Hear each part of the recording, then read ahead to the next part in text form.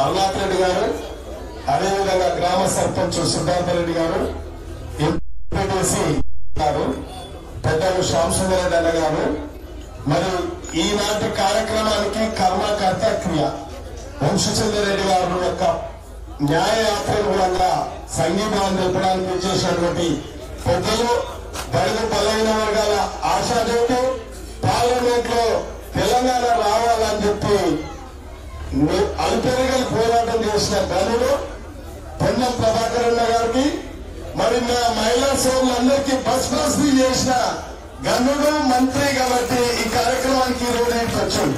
అనంత Padmanabham temple మూలంగా శ్యామసుందర్ రెడ్డి అన్న ముందే చెప్పున్నారు, నాకు బస్ సౌకర్యం కావాలంటే అన్నతో మాట్లాడడం జరిగింది.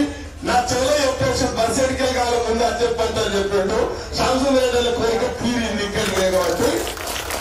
ఇంకా కూడా మరి ఈ కార్యక్రమానికి ఇంత పెద్ద వచ్చిన అమ్మలకు, అక్కలకు, మరి సభా వేదిక మీద ఉన్న ప్రతి ఒక్కరికి నా నమస్సుమంజాలు తెలియజేస్తా ఉన్నాం. మనందరూ తెలుసు, గత 10 సంవత్సరాల నుంచి ఎన్నో సమస్యలు మీతోనే నేను ఎన్నో సమస్యలు పోరాటం చేసిన మహిళా అక్క సోదరుల సమక్షంలోనే ఇలా సిలిండర్కి అయితేనేమి, ఇండ్లకైతేనేమి, ప్రతి ఒక్క పెన్షన్లకైతేనేమి, చదువుకునే పిల్లలకు ఉద్యోగాలు లేకపోతేనేమి మీతో పోరాటం చేసిన మీ సమక్షంలో కూర్చున్నాం కాబట్టి ఇలా ఒక నియంత్రిత తోలతోని అప్రజాస్వామికంగా పరిపాలన కొనసాగించిన టీఆర్ఎస్ పార్టీని దొంగ వ్యక్తడంలో మీ పాత్ర ఉంది కాబట్టి మీరు అనుకున్న పార్టీ కాంగ్రెస్ పార్టీ, ప్రజాపాలన పార్టీ నెలకొల్పడానికి పూర్తిగా సహకరించేందుకు మీ బిడ్డగా, మీ కుటుంబ సభ్యునిగా నేను తప్పకుండా సేవ చేస్తాను. కాబట్టి మరొకసారి ఇలా రాష్ట్రంలో ఆర్థిక స్థితి దిగజారిపోయి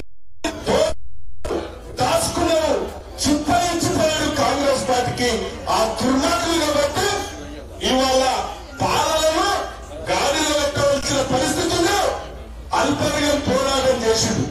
ఆలస్యం చేసిన రేవంత్ రెడ్డి ఏ దానికి భయపడకుండా, ఎవరికి భయపడకుండా ఈ రాష్ట్రంలో కాంగ్రెస్ అధికారంలో నిలవడానికి ప్రజాపక్షాన పోరాటం చేసి ఇలా పోరాటానికి మీరందరూ తెలంగాణ రాష్ట్రం మొత్తం మద్దతు ఇచ్చి ఇలా కాంగ్రెస్ పార్టీ అధికారంలో ఉంది.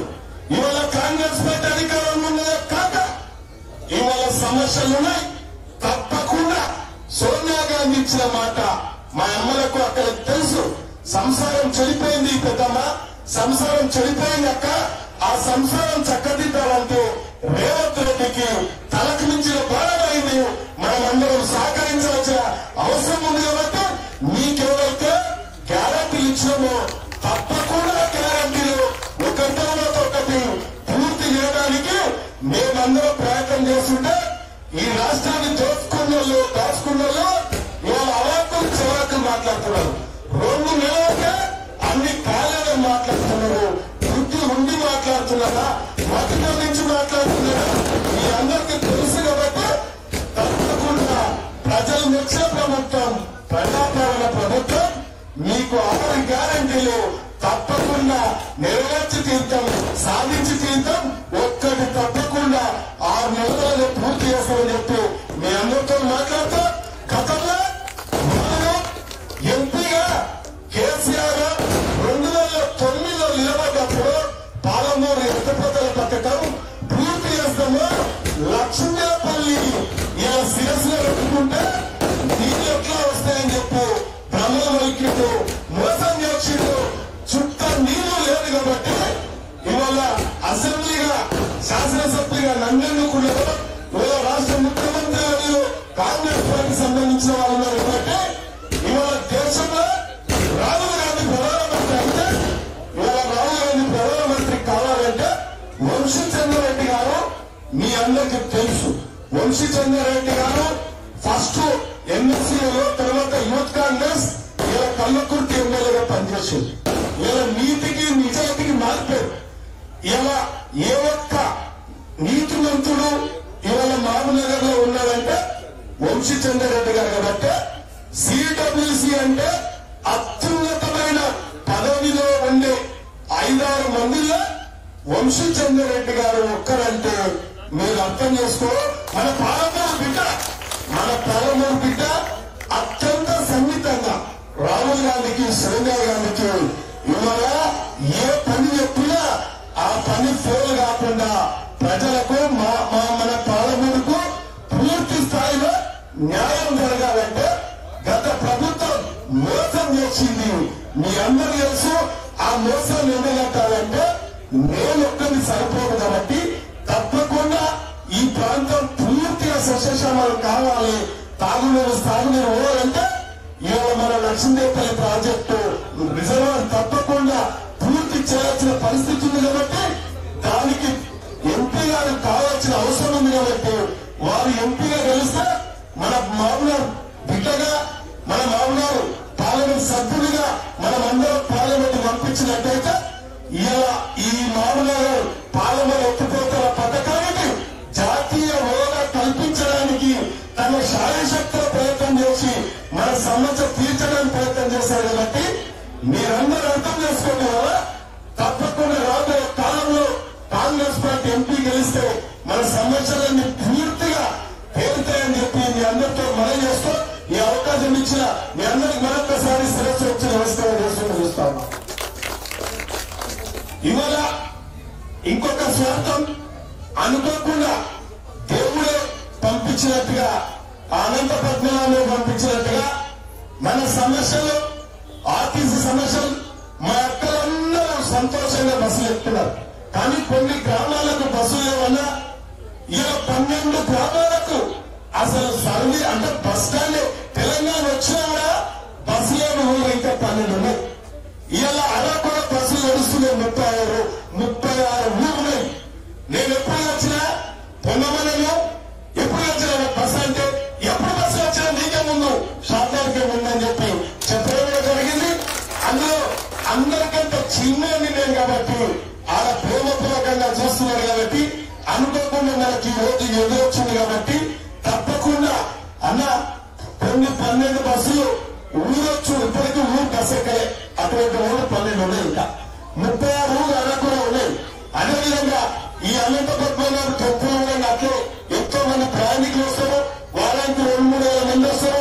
జహాంగీర్పల్లి దర్గా ఉందా దానికి ఒక 5,000 మంది వస్తారు ప్రతి ఆదివారం కాబట్టి ఆదివారం బస్ స్టాండ్ లేదన్నా బస్ స్టాండ్ ఆడుకోవడం ఉంది. దానికి సరిపోయే స్థలం ఉంది కానీ బస్ స్టాండ్ లేదు కాబట్టి ఒక బస్ స్టాండ్ కొన్ని బస్సులు ఏర్పాటు చేస్తే నేను అడిగిన బస్సులు మీరు 20 బస్సులు ఇచ్చినట్టయితే మళ్ళా ఈ 5 ఏళ్ల దాకా బస్ అనే మాట రాకుండా చూసుకోకని చెప్పి మీరు తప్పకుండా 20 బస్సులు ఏర్పాటు చేస్తారని కోరుకుంటూ ఈ అవకాశం ఇచ్చిన ప్రతి ఒక్కరికి ధన్యవాదాలు తెలియజేస్తూ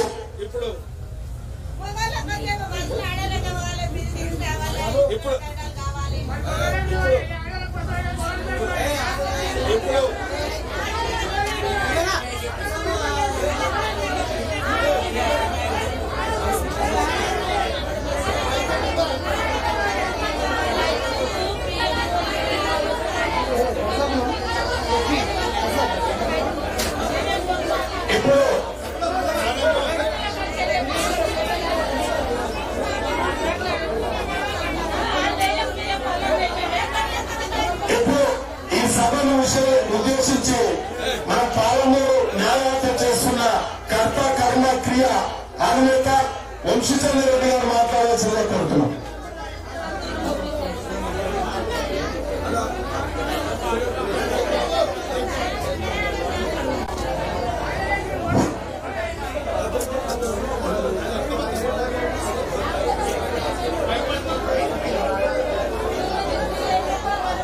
గతంలో కాంగ్రెస్ పార్టీ అధికారం ఉన్నప్పుడు ఈ గ్రామంలో దాదాపు 150 ఎకరాలు అసైన్మెంట్ ల్యాండ్ పంచి పేదలకు ఎస్సీ.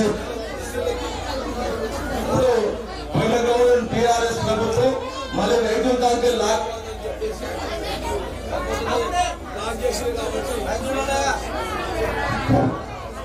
Cell Babu సెల్లేయాలి please.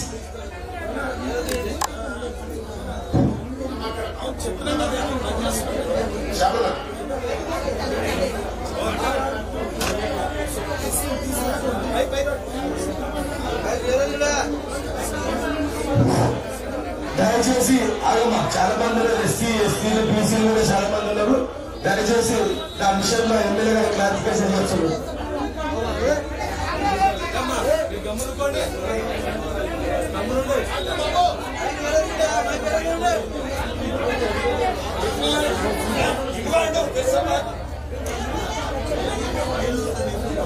మీకు ప్రతిషేధం పంపిస్తాం.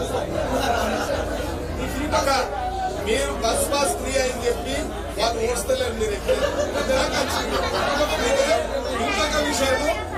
ఇంకొక విషయం గత ప్రభుత్వము 3 ఎకరాల పొలం ఇస్తామన్నారు, ప్లాట్లు ఇస్తామన్నారు, ఇండ్లు ఇస్తామన్నారు. 3 ఎకరాల పొలం ఇయ్యలేదు, ఇండ్లు ఇయ్యలేదు, ప్లాట్లు ఇయ్యలేదు, డబ్బులు ఇండ్లు ఇయ్యలేదు. మీ అందరూ తెలుసు.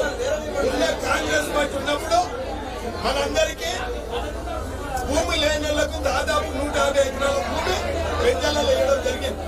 ఆ భూమి కూడా గుంజుకోవడానికి గత ప్రభుత్వం ప్రయత్నం చేసింది. కాబట్టి ఆ భూమి మీ నుంచి ఎవరు గుంజుకోకుండా చూసే బాధ్యత